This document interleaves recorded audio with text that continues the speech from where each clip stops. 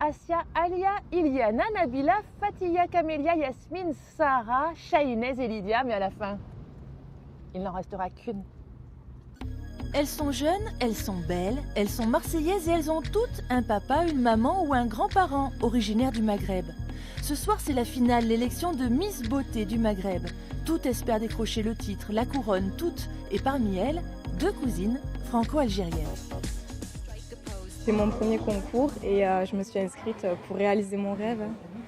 Déjà depuis toute petite, je porte des talons, j'aime trop le maquillage et la mode, donc c'est mon univers. Je me suis dit pourquoi pas tenter ma chance.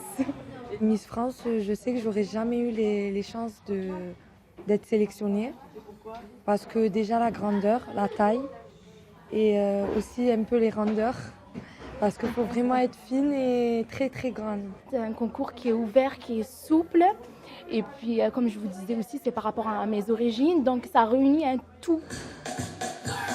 Créé il y a 15 ans, le comité a gagné en expérience. Pendant 8 mois, il accompagne les candidates, les coach, les prépare, les transforme.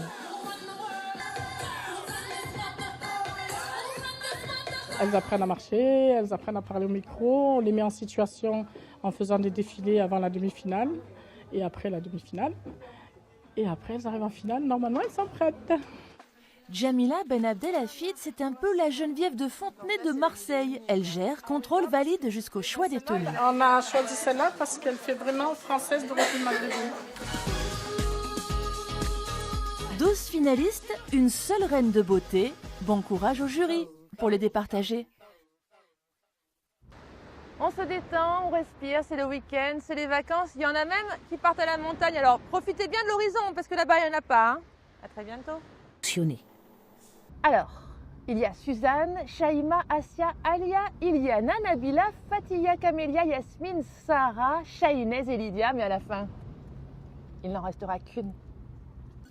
Elles sont jeunes, elles sont belles, elles sont marseillaises et elles ont toutes un papa, une maman ou un grand-parent originaire du Maghreb.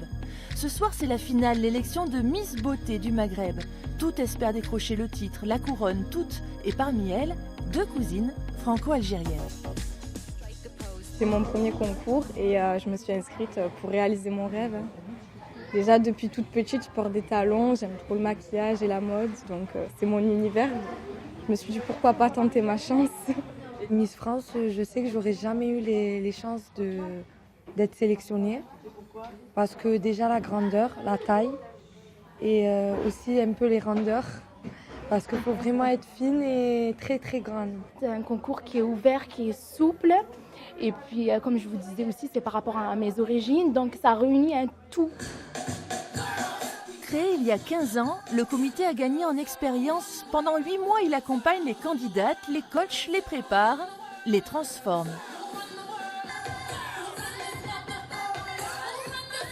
Elles apprennent à marcher, elles apprennent à parler au micro, on les met en situation en faisant des défilés avant la demi-finale et après la demi-finale. Et après, elles arrivent en finale, normalement, elles sont prêtes. Djamila Ben Abdelhafid, c'est un peu la Geneviève de Fontenay de Marseille. Elle gère, contrôle, valide jusqu'au choix des tenues. On a choisi celle-là parce qu'elle fait vraiment française d'origine maghrébine. 12 finalistes, une seule reine de beauté. Bon courage au jury pour les départager.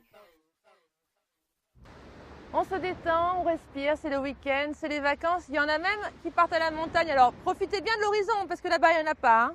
À très bientôt.